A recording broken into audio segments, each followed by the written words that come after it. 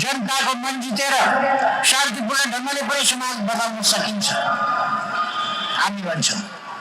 अनि हामी माथि प्रहार हुन्छ।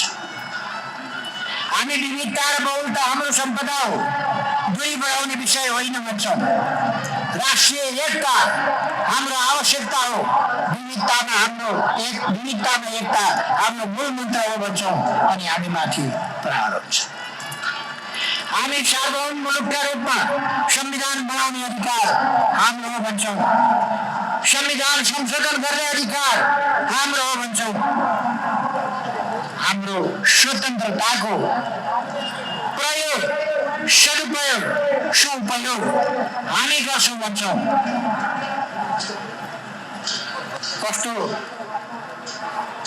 देशले कुन बाटो रोज्ने, कस्तो राजनीतिक प्रणाली बनाउने निर्णय गर्ने अधिकार हाम्रो हो भन्छौँ। कतिलाई मन पर्दैन अनि हामी माथि प्रहार हुन्छ।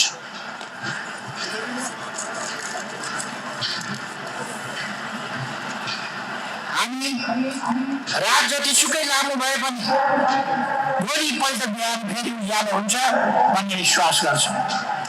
सशस्त्र द्वन्द्व, संक्रमण काल र भूकम्प जस्ता चुनौतीका बीचमा पनि मुलुकले गरिरहेको प्रगतिलाई हामी देख्छौँ। कमजोरीलाई पनि महसुस गर्छौँ।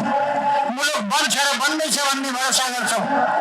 निराशा र नकारात्मकता अभियन्ताहरूलाई यो मन पर्दैन अनि फेरि हामी माथि हमला हुन्छ। हामी कमजोर भयौँ भने मात्र नेपालको राष्ट्रिय स्वाधीनता कमजोर हुन्छ भनेर कसैले हिसाब किताब गरिरहेका हुन्छ। हामी नडरुन्जेल हाम्रो शिर नझुकेसम्म नेपालको स्वाभिमान झुक्दैन र ढल्दैन।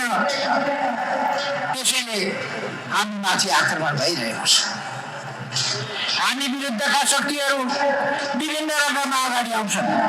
कहिले असन्तुष्टि पोख्दै, कहिले परिवर्तन बनाएर बोकेर कलर रिभोल्युसन भन्दै देखा पर्छ। तर तिनको भित्री उद्देश्य एउटै छ, भित्री लक्ष्य एउटै छ, हामीलाई विभाजन गर्ने, कमजोर बनाउने, अल्मल्याउने र दिशाहीन बनाउने। एकपटक सम्झनुहोस् त, हामीले संविधान जारी गर्यौं, त्यसपछिको तीव्र प्रतिक्रियाले भन्छ हामीले लिएको अडान कतिलाई मन परेको थिएन। परिवेशित मुलुकलाई भीषण हमला गरिएको थियो। एउटा भाष्य निर्माण गर्ने कोसिस भइरहेको थियो। पुराना पार्टीहरू सकिए, पुराना नेताहरूका दिन गए र नेकपा एमालेको सान्दर्भिकता समाप्त भयो। यस्तो भाष्य खडा गर्न खोजिएको थियो।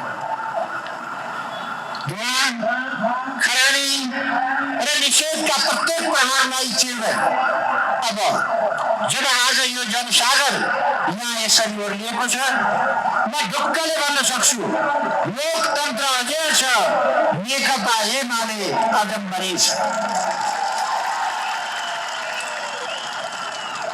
मङ्सिरको चिसो सिरेटो पन्छाउँदै यहाँ आउने हुने तपाईहरू सबैलाई फेरि पनि हार्दिक स्वागत गर्दछु।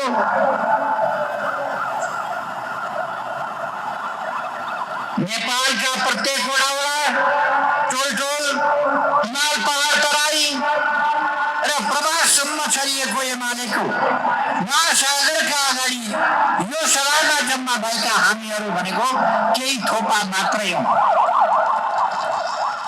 नेकपा एमालेले ठुलै सभा गर्यो भन्ने बित्तिकै मान्छेले फेरि यही सभामा उपस्थित मात्रै एमाले भन्ने नठानन्। यो सभामा उपस्थित एमाले महासागरको एउटा थोपा मात्रै हो भनेर मैले भनिसकेँ।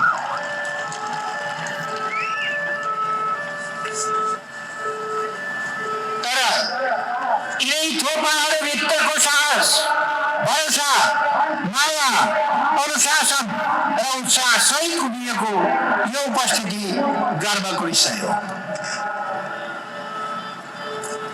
दिदीबहिनी तथा दाजुभाइहरू, आजबाट हामी हाम्रो पार्टीको 11औं राष्ट्रिय महाधिवेशन सुरु गर्दैछौँ।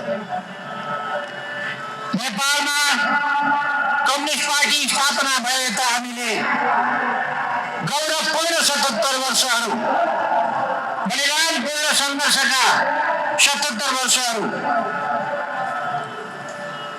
पार गरेका छौँ, जसमा हामीले प्रत्येक दिन देशका निम्ति खर्चेका छौँ, जनताका निम्ति सुम्पिएका छौँ।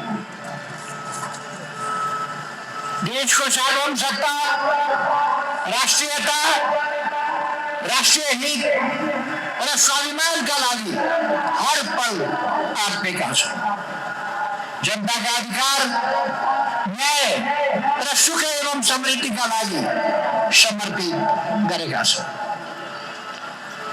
नेकपा एमाले जस्तो देशभक्त र नेपाली जनताको हितमा समर्पित पार्टीलाई अब निर्णायक राष्ट्रिय शक्तिको रूपमा विकास गर्ने दृढ संकल्पका साथ हामी अघि बढिरहेका छौँ।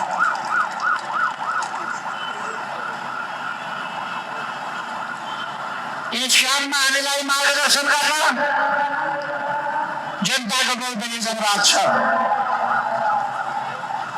त्यस मार्गदर्शनमा समृद्ध नेपाल, सुखी नेपालीको गन्तव्य तय गरेर हामी अगाडि बढिरहेका छौँ।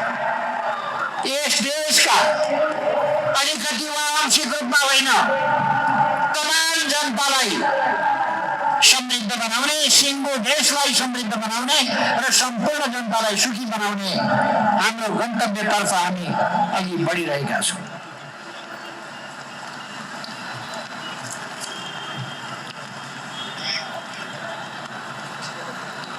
नेकपा एमाले जस्तो देशभक्त र नेपाली जनताको हितमा समर्पित पार्टीलाई अब निर्णायक राष्ट्रको शक्तिको रूपमा विकास गर्ने यो संकल्प साधारण छैन।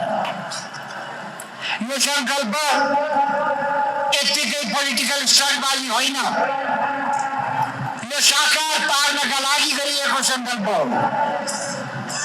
यसलाई नेकपा एमाले साकार पारी छोड्नेछ, एमालेको कार्यकर्ता पङ्क्तिले साकार पारी छोड्नेछ, एमालेका समर्थक शुभेच्छुक पङ्क्तिले साकार पारी छोड्नेछ र देशलाई माया गर्ने, सुशासन र विकास चाहने, समृद्धि र सुख चाहने सम्पूर्ण नेपालीले यसमा साथ र सहयोग दिनुहुनेछ। र यो 11औं महाधिवेशन यस महान अभियान रूपी यात्रामा एउटा नयाँ मोडको रूपमा भव्यताका साथ आयोजना गरिरहेका छौँ। हाम्रा नीतिहरू स्पष्ट छन्। यी नीतिहरू कार्यान्वयन गर्न सुदृढ, व्यापक र दृढ सङ्कल्प लोकप्रिय पार्टी र संगठन हामीसँग छ। म हाम्रो पार्टीका संस्थापक महासचिव पुष्पलाल, जननेता मदन भण्डारी, प्रथम कम्युनिस्ट प्रधानमन्त्री मनमोहन अधिकारी लगायत सबै अग्रजहरू, सबै ज्ञात अज्ञात शहीदहरू, हाम्रा तमाम अग्रवर्ती र वर्तमान योद्धाहरू र आन्दोलनमा वर्णन नै गर्न नसकिने, कष्ट सहनुहुने, न्यायप्रेमी जनसमुदायप्रति यथोचित श्रद्धासुमन, सम्मान, आदर सबै कुरा यथोचित ढङ्गले गर्न चाहन्छु। जसका प्रयास, जसका बलिदान बिना हामी यहाँ आइपुग्न सक्ने यहाँ उपस्थित तपाईँहरू सबैलाई साक्षी राखेर म सङ्कल्प गर्दछु पार्टीको तर्फबाट हामी यहाँहरूको आदर्श र बलिदानलाई कहिल्यै बिर्सने छैन।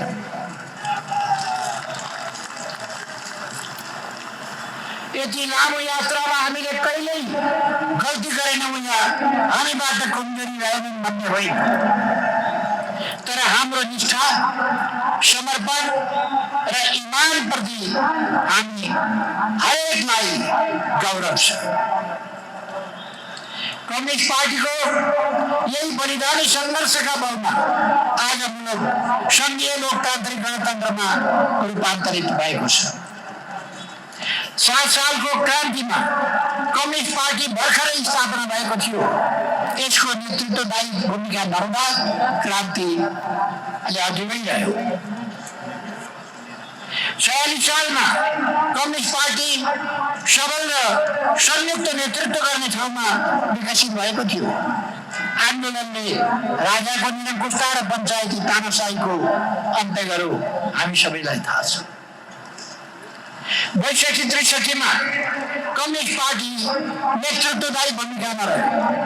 तसर्थ राजतन्त्र अन्त्य भयो, गणतन्त्र स्थापना भयो र जनताको हकले संविधान लेखियो।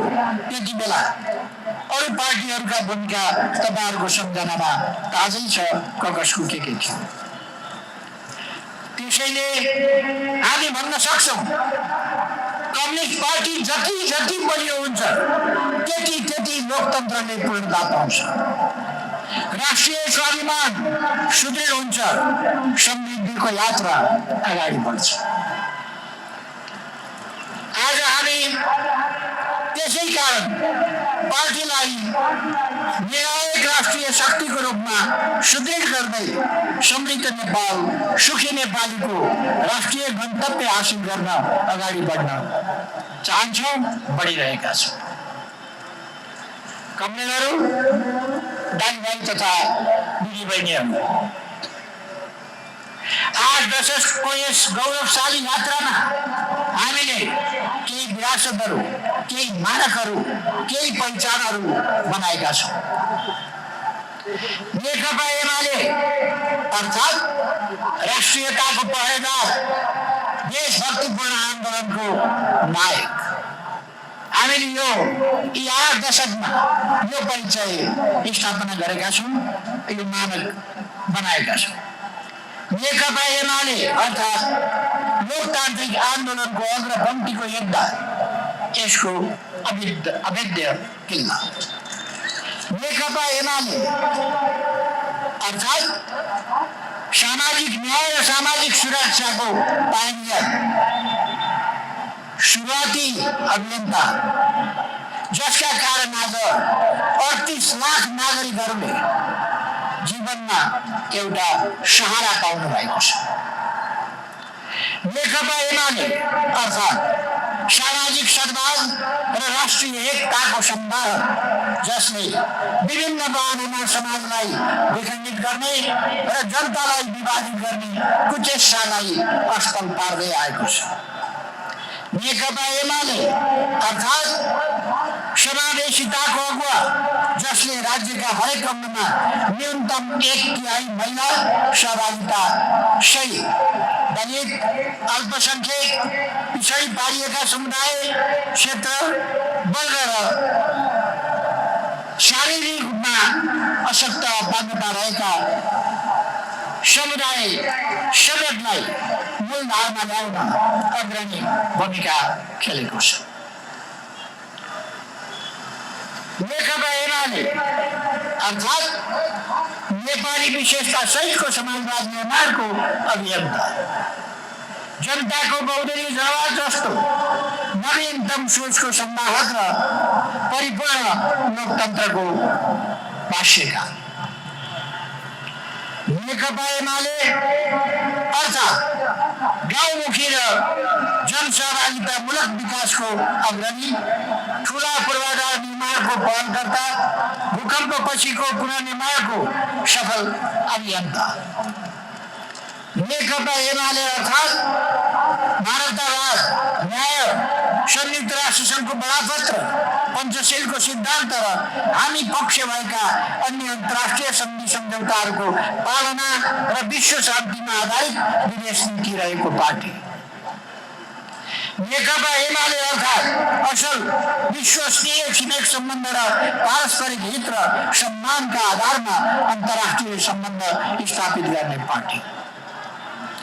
नेकपा एमाले अर्थात् समृद्धिको स्वप्नद्रष्टा र परिकल्पनाकार, जसले भन्छ प्रकृतिको यति सुन्दर वरदान पाएको र संस्कृतिको धनी नेपाल गरिब रहनै सक्दैन, हामी आफ्नै पौरख र बलमा समृद्ध बनाइसक्छौँ।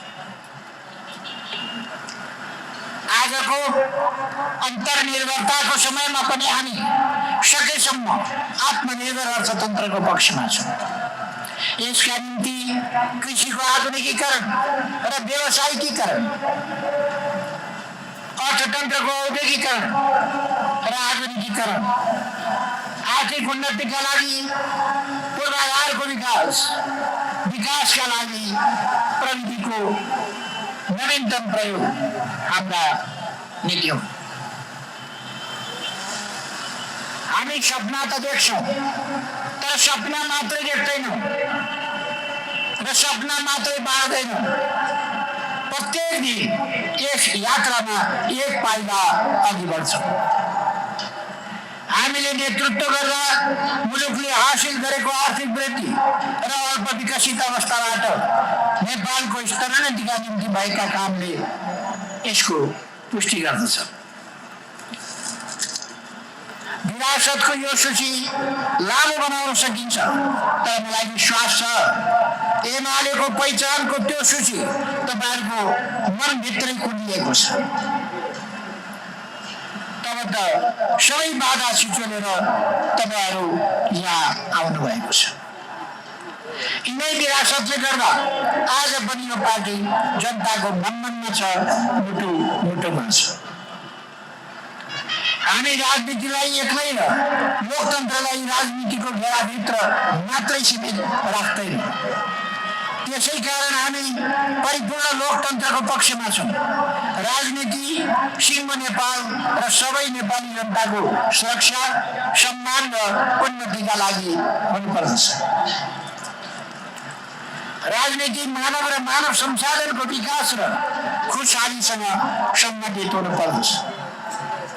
हाम्रो राजनीति हाम्रा लागि मात्रै होइन, विश्व शान्ति, विश्व वातावरण र विश्वव्यापी रूपमा सामाजिक न्याय, समानता र मानव अधिकारको पक्षमा हुनुपर्दछ। वसुधैव कुटुम्बकम। तर हामी माथिका प्रहार पनि कम छैन।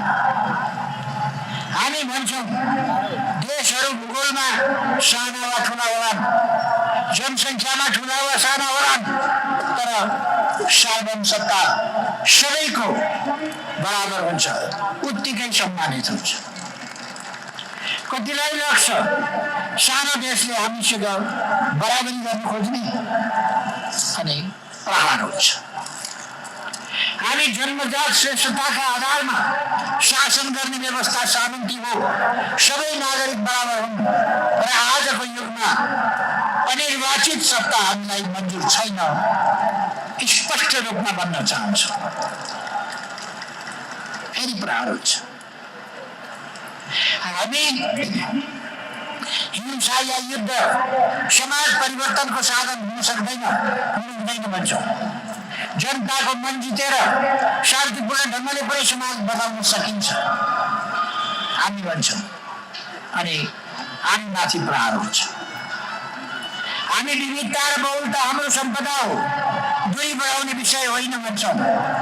राष्ट्रिय एकता हाम्रो आवश्यकता हो, विविधतामा एकता हाम्रो मूल मन्त्र हो भन्छौँ।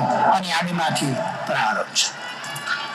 हामी सार्वभौम मुलुकका रूपमा संविधान बनाउने अधिकार हाम्रो हो भन्छौँ। संविधान संशोधन गर्ने अधिकार हाम्रो हो भन्छौँ। हाम्रो स्वतन्त्रताको प्रयोग, सदुपयोग, सुपयोग हामी गर्छौँ भन्छौँ। कस्तो देशले कुन बाटो रोज्ने, कस्तो राजनीतिक प्रणाली बनाउने निर्णय गर्ने अधिकार हाम्रो हो भन्छौँ। कतिलाई मन पर्दैन अनि हामी माथि प्रहार हुन्छ।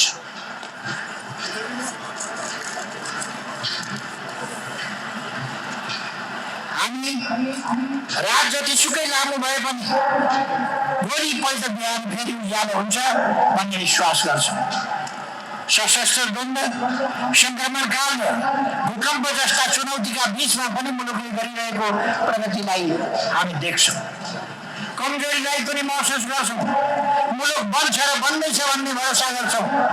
निराशा र नकारात्मकता अभियन्ताहरूलाई यो मन पर्दैन अनि फेरि हामी माथि हमला हुन्छ। हामी कमजोर भयौँ भने मात्र नेपालको राष्ट्रिय स्वाधीनता कमजोर हुन्छ भनेर कसैले हिसाब किताब गरिरहेका हुन्छ। हामी नडलुन्जेल हाम्रो शिर नझुकेसम्म नेपालको स्वाभिमान झुक्दैन र ढल्दैन। त्यसैले हामी माथि आक्रमण भइरहेको छ। हामी विरुद्धका शक्तिहरू विभिन्न रङमा अगाडि आउँछन्। कहिले असन्तुष्टि पोख्दै, कहिले परिवर्तन बनाएर बोकेर कलर रिभोल्युसन भन्दै देखा पर्छ। तर तिनको भित्री उद्देश्य एउटै छ, भित्री लक्ष्य एउटै छ, हामीलाई विभाजन गर्ने, कमजोर बनाउने, अवमन्याउने र दिशाहीन बनाउने। एकपटक सम्झनुहोस् त, हामीले संविधान जारी गर्यौं, त्यसपछिको तीव्र प्रतिक्रियाले भन्छ हामीले लिएको अडान कतिलाई मन परेको थिएन। भूपरिवेष्टित मुलुकलाई भूजडित बनाउन हामीले यातायात पारवन सम्झौता गर्यौं, कतिलाई पचेको थिएन। उत्तर दक्षिण जोड्ने कनेक्टिभिटी खुलोस्, नेपाल आफै हिँड्न सक्ने बनोस् भन्ने हाम्रो चाहना कतिलाई मन परेको थिएन। सीमाको रक्षा र आफै भूभागमाथिको सार्वभौम सत्ताको दाबी प्रष्ट गर्दा पनि कतिलाई सहज लागेको थिएन। यही कारणले बारम्बार हाम्रो पार्टी प्रहारको निशानामा बनेको छ। हामी गरिबी हटाउनु पर्छ भन्छौँ, हामी असमानता हटाउनु पर्छ भन्छौँ, हामी समृद्धिका कुरा गर्छौँ, समानताका कुरा गर्छौँ। कतिलाई रिस उठ्छ, हामी माथि प्रहार हुन्छ। आखिर खैरको रुखमा कसैले ढुङ्गा हान्दैन। ढुङ्गाको चोट खाने त बाटो छेउमा लटरम्म फलेको आँप हो। बाटो छेउमा लटरम्म फलेको आँपलाई ढुङ्गा हान्छन्, तर खैरको बोटमा कसैले ढुङ्गा हान्दैन। दिदीबहिनी तथा दाजुभाइहरू, यति धेरै प्रयास सहेपछि पनि यो पार्टी शक्तिशाली टिममा कसरी उभिरहन्छ? यति धेरै शक्ति कहाँबाट आउँछ? यस प्रश्नको उत्तर म यही मैदानमा खोजिरहेको छु, यही मैदानले दिइरहेको छ भन्ने ठानिरहेको छु। देशप्रतिको हाम्रो निष्ठा, जनताप्रतिको हाम्रो निष्ठा, सुशासनप्रतिको हाम्रो सङ्कल्प, विकासप्रतिको हाम्रो सङ्कल्प र क्रियाशीलता, सामाजिक कल्याण र कल्याणका लागि हाम्रा नीति र पहलकदमी, यिनी कुराहरूमा खोज्न सकिन्छ। एकछिन आफ्नै गाउँठाउँमा, सहरका टोलटोलमा, टाढीको छेउमा, औलारको चिसोमा बसेर संगठन जोगाइरहेका आफ्नै साथीहरू हामी सम्झौँ त। त्यसपछि आफै महसुस गर्नेछौँ सङ्कटको बेलामा ढल्ने होइन, अड्ने साहस यस पार्टीले यतिका वर्ष कहाँबाट बटुलेको रहेछ। भदौ 23-24 को घटनालाई सम्झौँ। भदौ 24 को त्यो उन्माद के असन्तुष्ट समूहको प्रदर्शन मात्रै थियो कि त्यसभित्र राज्यको मेरुदण्डमै नाचिदिने षड्यन्त्र र योजना पनि लुकेको थियो? स्पष्ट छ, कुनै भ्रममा पर्नु हुँदैन। स्थिरताको भाग बनिरहेको संवैधानिक प्रक्रियाबाट बनेको सरकार हटाउनु त देशलाई खराबी पार्नै पर्ने थिएन। संसदबाटै त्यो काम गर्न सकिन्थ्यो या अर्को निर्वाचन खोल्न सकिन्थ्यो। तर यो संवैधानिक प्रक्रिया र 7 दशक लामो कठिन सङ्घर्षको उपलब्धिका रूपमा प्राप्त हाम्रो लोकतन्त्रलाई ध्वस्त पारेर शून्यता सिर्जना गर्ने, अस्थिरता बढाउने र राज्य विहीनताको अवस्थामा पुर्याउने अराजक दीर्घ तयारी सहितको गम्भीर षड्यन्त्र त्यो थियो। तर यसो भनिरहँदा एउटा कुरा स्पष्ट पारौँ, सामाजिक सञ्जाल खुल्ला होस्, भ्रष्टाचार नियन्त्रण होस्, राज्यमा सुशासन कायम होस्, जेनरेसन गेट वा नवयुवाहरूले उठाएका यी मागहरूप्रति कसैको पनि असहमति थिएन। यी त हामी स्वयंले वर्षौँदेखि उठाउँदै र कार्यान्वयन गर्दै आएका एजेन्डा थिए। सामाजिक सञ्जाल बन्द गर्ने होइन, कानुनी दायराभित्र देश र नागरिकको सुरक्षाको हिसाबले नियमन गर्ने मात्रै हाम्रो चाहना थियो, सबैलाई थाहा छ। नवयुवाहरूले प्रशासनलाई संविधानले दिएको अधिकार प्रयोग गर्दै शान्तिपूर्ण प्रदर्शन गर्ने वचन दिएका थिए। प्रशासनले अनुमति पनि दिएकै थियो। तर दुःखको कुरा, त्यो कार्यक्रममा घुसपैठ भयो, विभिन्न स्वार्थ समूहहरू प्रवेश गरे अनि हिंसा र तोडफोड त के, फुलको हाँगा पनि भाग्दैनौ र निषेधित क्षेत्र तोड्दैनौ भन्ने प्रतिबद्धता व्यक्त गरेका युवा विद्यार्थीहरूलाई अगाडि लगाएर निषेधित क्षेत्र तोड्ने, संसद भवनमा आगजनी र तोडफोड गरेर दुरुत्साहन गर्ने र त्यसैका आडमा आफ्नो निहित स्वार्थ पूरा गर्न हिंसा भड्काउने तत्त्वका कारण युवा विद्यार्थीहरूको ज्यान जाने दुःखद एवं अकल्पनीय परिस्थिति सिर्जना भयो। भदौ 23 गते गोली लागेर ज्यान गुमाएका युवा, भदौ 24 गते अराजक भिडको आक्रमणमा परि मारिएका सुरक्षाकर्मी र नागरिक सबैप्रति म यस विशाल सभाको तर्फबाट भावपूर्ण श्रद्धाञ्जली व्यक्त गर्दछु। उद्यमी व्यवसायीहरू जसको असाधारण क्षति भएको छ, उहाँहरूप्रति सहानुभूति व्यक्त गर्दछु। मीडिया हाउसेसमा मीडिया कर्मीहरूमाथि जो हमला भएको छ, उहाँहरूप्रति सहानुभूति व्यक्त गर्दछु। विभिन्न व्यक्तिका घरहरू, पार्टीका कार्यालयहरू जलाइएको छ, सबैप्रति सहानुभूति व्यक्त गर्दछु।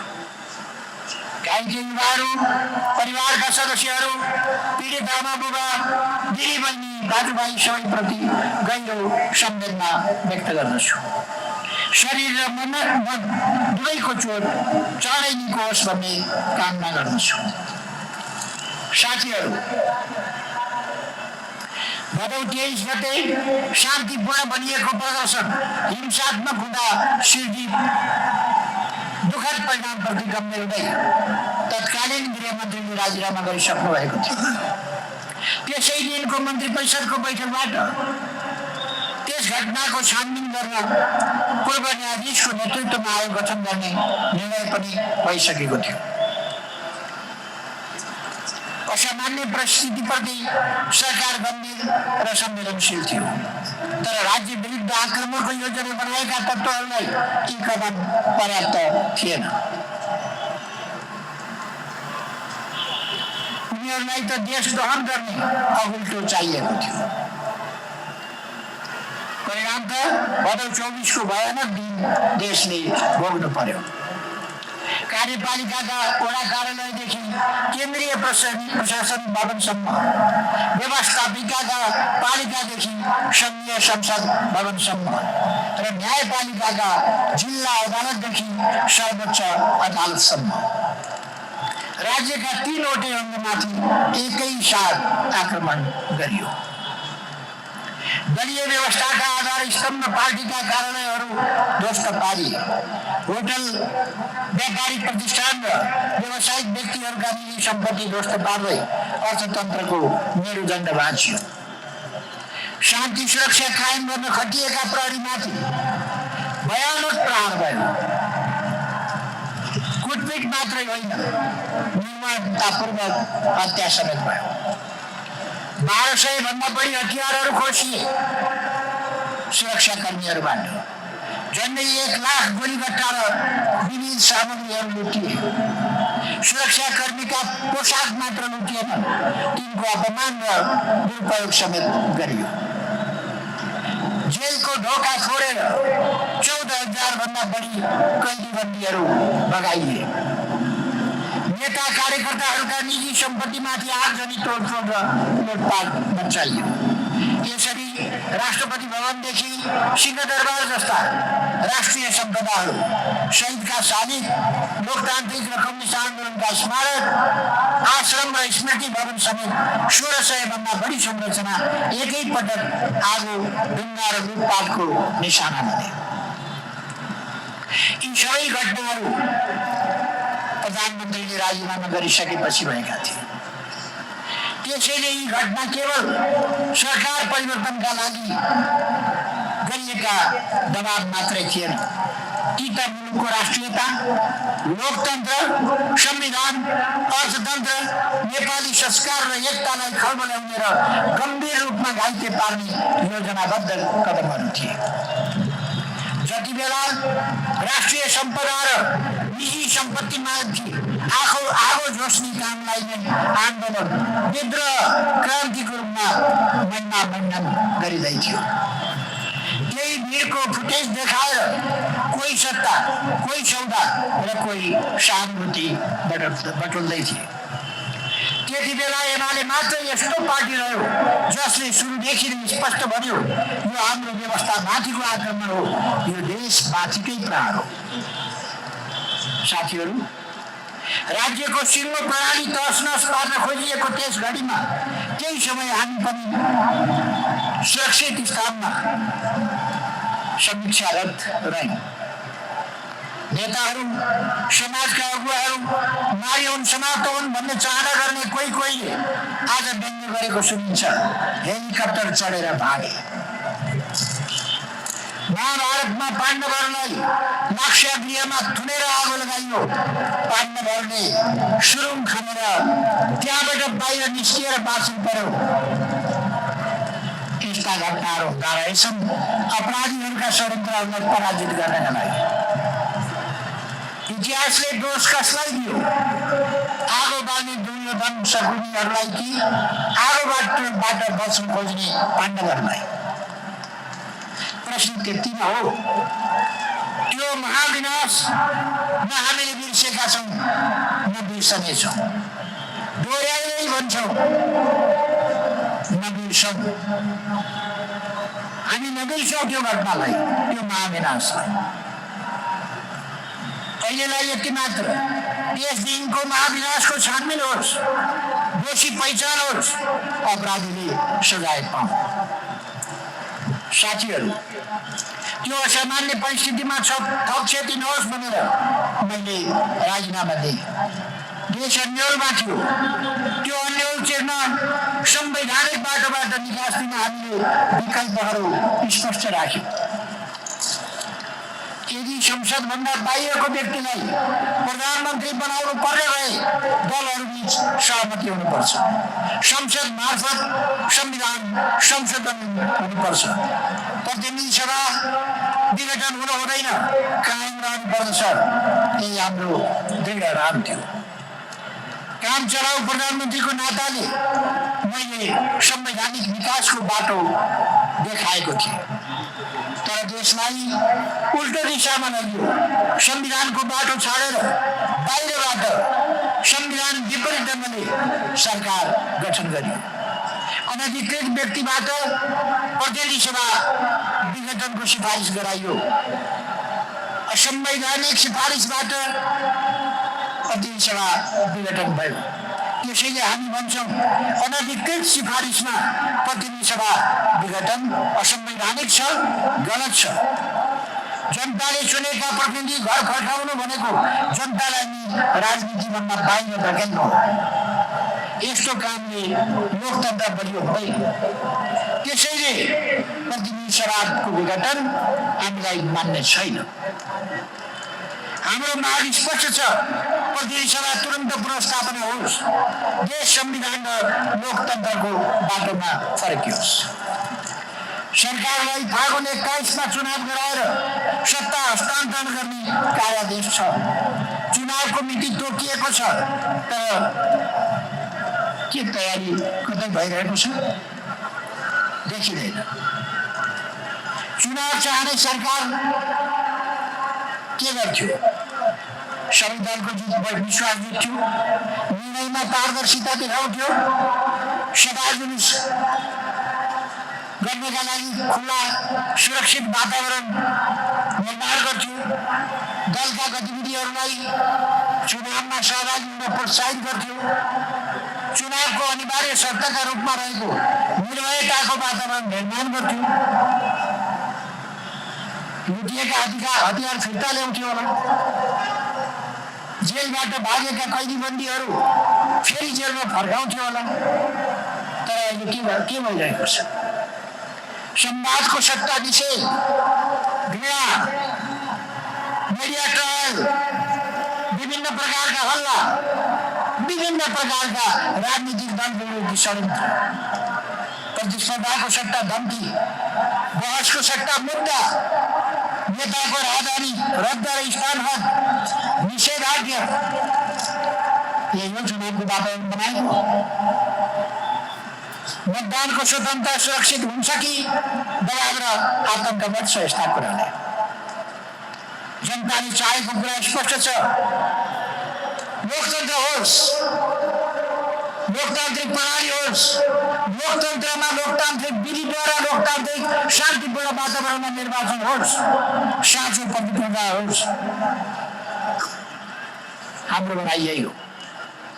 डर, दबाव र प्रतिशोधको छायाबाट मुक्त चुनाव हुँदा बहुमत ल्याउने ल्याखत भएको एमाले चुनावबाट भाग्छ भन्ने कसैले नसोचे हुन्छ।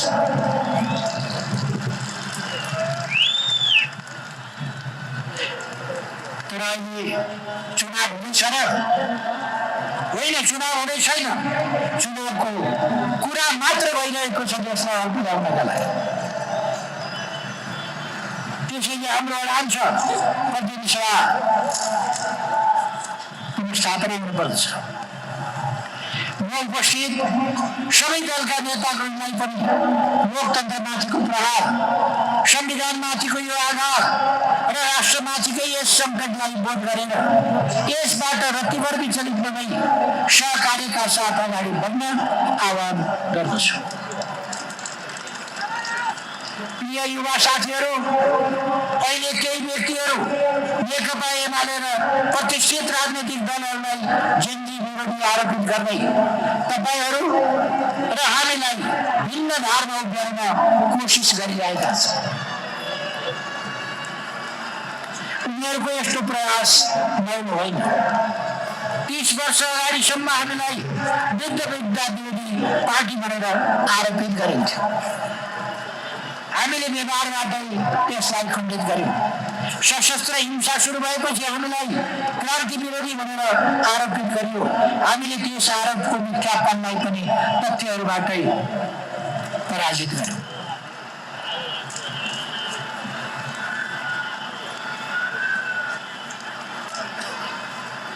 एउटा यस्तो अवस्था आयो, हामीलाई पहिचान विरोधी, मधेस विरोधी, जनजाति विरोधी बिल्ला भिडाउने कोसिस भयो। हामीले व्यवहारबाट त्यस भाष्यलाई चिर्यौं। आज नेकपा एमाले मधेस प्रदेश सभामा सबैभन्दा ठुलो दलको रूपमा स्थापित छ। हाम्रो पार्टी साम्प्रदायिक विद्वेषमा होइन, विविधताबीच राष्ट्रिय एकताको पक्षमा छ। सबै हतियारमा खिया लागेपछि हामीलाई आज जेन्जी विरोधी भनेर भ्रमित गर्ने कोसिस भइरहेको छ। तर यो भ्रम निराधार छ। जुन पार्टीले आफ्ना सबै पार्टी संरचनामा नयाँ युवालाई स्थापित गर्न विशेष व्यवस्था नै गरेको छ, त्यो पार्टी कसरी नयाँ पुस्ता विरोधी हुन सक्छ? जसले सरकारमा हुँदा उद्यमशीलता सिकेर केही गर्न चाहने युवाको आँखाका आशालाई हेरेर शीत विकास कार्यक्रम विस्तार गर्यो, उत्पादन र बजार जोड्ने व्यवस्था मिलायो, स्टार्टअप कार्यक्रम अघि बढायो, त्यो कसरी जेन्जीभन्दा टाढा हुन सक्छ? जसले सरकारमा हुँदा डिजिटल नेपाल फ्रेमवर्क र एआई नीतिलाई प्राथमिकता राखो, त्यस्तो पार्टी कसरी तपाईँहरूभन्दा फरक हुन सक्छ? हामी चाहन्छौँ नेपाली युवाले प्रविधि हातमा लिएर यहीँ बसेर विश्वसँग प्रतिस्पर्धा गर्न सकोस्, नयाँ रोजगारी सृजना होस्, नयाँ प्रवर्धन जन्मियोस्, नयाँ अवसरको ढोका खुलोस्। त्यसैले जेनजीका नाममा स्वार्थको रोटी सेकिरहेका तत्त्वहरूले फिजाएको भ्रमबाट म मुक्त हुन युवा साथीहरूलाई आग्रह गर्न चाहन्छु र अरू सबैलाई पनि आग्रह गर्न चाहन्छु। म हाम्रा युवाहरूलाई यो पनि स्मरण गराउन चाहन्छु, प्रविधि जति अगाडि बढे पनि तपाईँहरूको सुरक्षित भोलि या भविष्य लोकतन्त्र, संविधान, शान्ति र राजनीतिक स्थायित्व माथि नै निर्भर छ। यसका लागि दलहरू अनिवार्य पक्षहरू कुनै दल मन नपर्न सक्छ, अर्कोमा जोडिन सकिन्छ या आफै दल खोल्न पनि सकिन्छ, तर विचारका आधारमा स्थापना भएका, लामो इतिहास भएका, असाधारण योगदान गरेका, आन्दोलनको अग्नि परीक्षामा खारिएका दलहरूलाई कमजोर बनाएर देश बन्दैन, यो निश्चित छ। विचार बिनाका दल र उत्तरदायित्व बिनाका पात्रहरूले अन्तत्वगतका मुलुकलाई सङ्कटको भुमरीमा होड्नेछ। प्रिय साथीहरू, हाम्रो महाधिवेशन लोकतान्त्रिक अभ्यास, वैचारिक गन्तव्य प्रत्येकको स्पष्टता र एकताको एउटा उदाहरणको रूपमा आयोजना भइरहेको छ।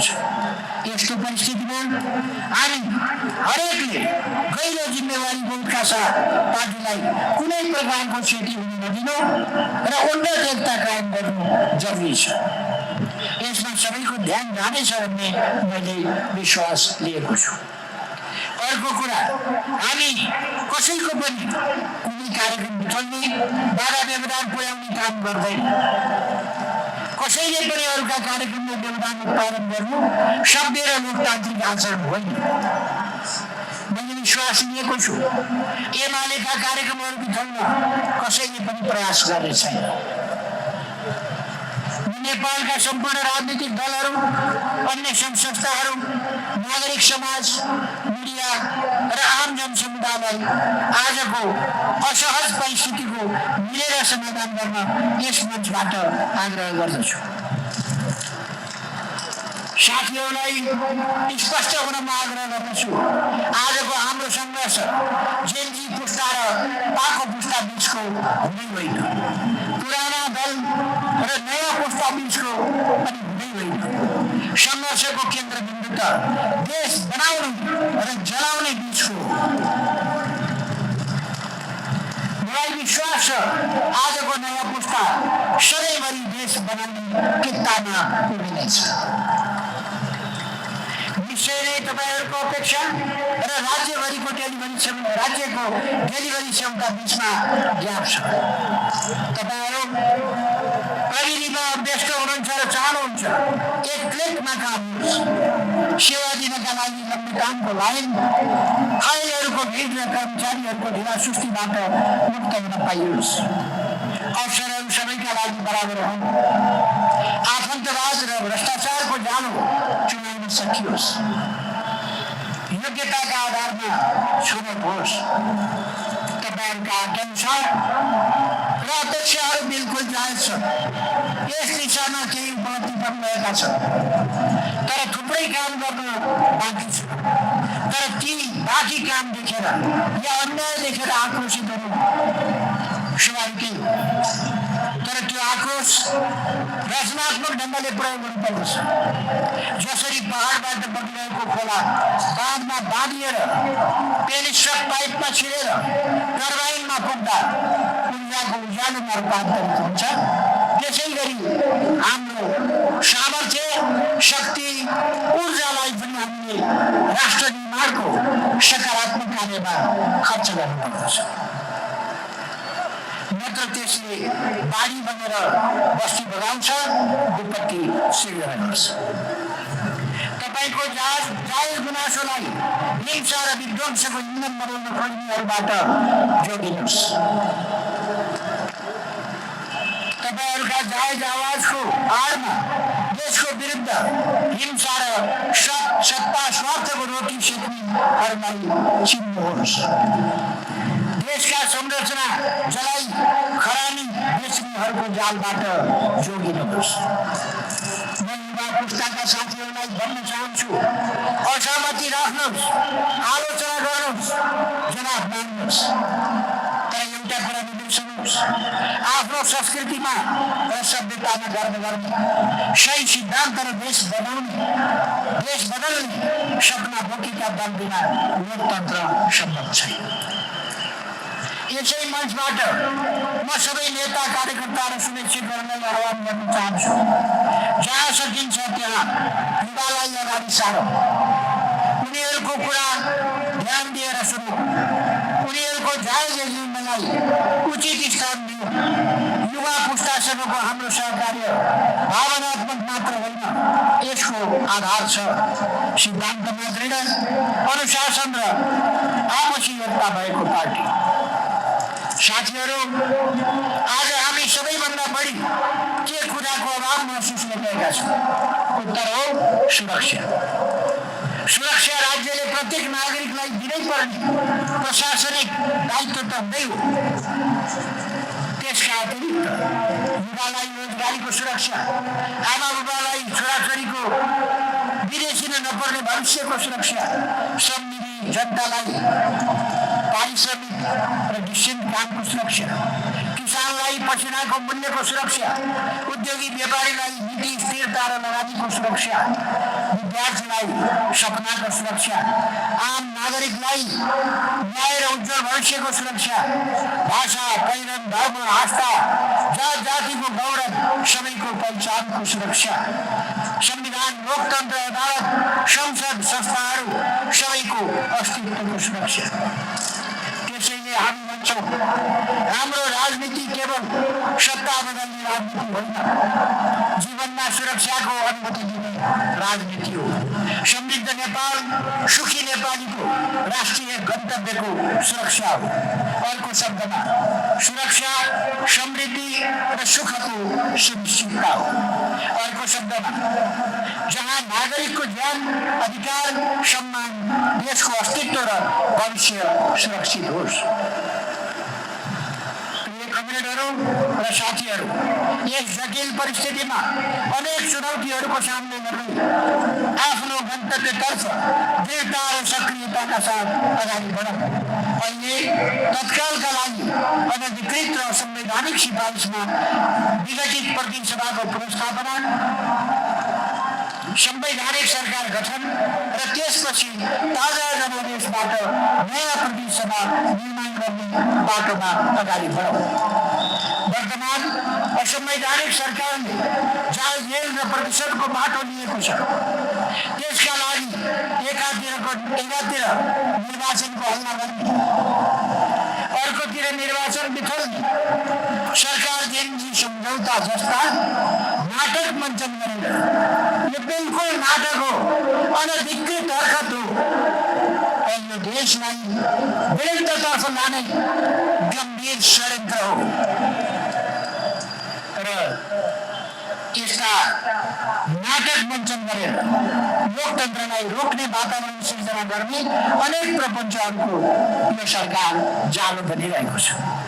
यस स्थितिलाई तोडेर संविधानलाई पुनः लेखमा फर्काउनु छ, जहाँ नेपाल सुरक्षित होस्।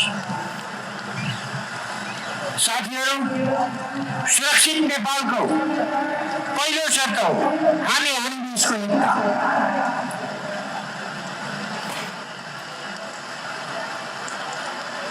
एक एमाले अर्को एमालेसँग हात मिलाउनु मन्जुर। हामी 11औं अधिवेशनमा छौँ। यसको अङ्क 11लाई एकछिन ध्यान दिएर हेरौँ। 11मा 2वटा एक हुन्छन्, तर छुट्टा छुट्टै टाढा टाढा उभिएका एक होइन। एउटै लाइनमा एउटै दिशातिर फर्किएका, एउटै लक्ष्य बोकेर उभिएका एक हुन्। त्यसैले हामी प्रत्येक एक एमाले अर्को एकसँग हात मिलाउँदा छुट्टा छुट्टै रहँदैन, एउटै 11 बन्छौँ, बलियो शक्ति बन्छौँ। एक एमाले र अर्को एमाले छुट्टिए, रिसाए, एक अर्कामाथि घात प्रतिघात गरे, हामी साधारण एक र एक मात्रै रहनेछौँ। तर एउटाले अर्काको हक समायो, मन मिलायो, हामी एक 11 बन्छौँ। हामी 11 बन्दै अघि बढ्यौँ भने यो 11औं राष्ट्रिय महाधिवेशन साँचो अर्थमा सफल हुनेछ। एउटा कुरा म भन्न चाहन्छु, सरकारले सुन्ने गरी, देशले सुन्ने गरी अन्तमा म भन्न चाहन्छु, यो उपस्थिति, यो जनसागर जो नेकपा एमालेको 11औं महाधिवेशनको उद्घाटन सत्रमा भक्तपुर सल्लाहगारीको 3 कुनीमा देखा परेको छ, यो मानिसहरूको भिड मात्रै होइन, यो एउटा आन्दोलन हो, एउटा अभियान हो, देश जोगाउने अभियान हो, लोकतन्त्र जोगाउने अभियान हो, विकासको अभियानलाई अगाडि बढाउने अभियान हो र यो प्रतिगमनका विरुद्ध जुन्ने आन्दोलन हो। यसलाई कसैले गल्तीले पनि अन्डरमाइन नगरोस्। मैले अघि नै भने, नेकपा एमालेको समग्र शक्तिको अगाडि हामी यहाँ उपस्थित भएको यो समुदाय एउटा थोपा मात्रै हो। एमालेलाई होच्याउने, जिस्क्याउने काम कसैले नगरोस्। समाप्त पार्ने इच्छा त मनबाट सधैँका लागि हटाइदिए हुन्छ। म भन्न चाहन्छु, देशलाई लोकतान्त्रिक बाटोमा, लोकतन्त्रमा फर्काएर छोडिन्छ, संसद पुनर्स्थापना गराएर छोडिन्छ, संविधान मिचिएको छ, त्यसलाई संविधानलाई ट्र्याकमा फेरि ल्याएर छोडिन्छ। यो नेकपा एमालेको संकल्प हो, नेकपा एमालेको 11औं महाधिवेशनको संकल्प हो। म सबै साथीहरूलाई यस संकल्पमा आत्मविश्वासका साथ लाग्न हार्दिक आग्रह गर्न चाहन्छु र अन्त्यमा भन्न चाहन्छु, तपाईहरुले के भन्नुपर्छ, तपाईहरुले जोरदार ढङ्गले भन्नुहोला। मैले पनि भन्छु, नेकपा एमाले। आवाज सबैतिरबाट अलिक जोरदार ढङ्गले आएन। नेकपा एमाले, नेकपा एमाले। सबैलाई शुभकामना, धन्यवाद।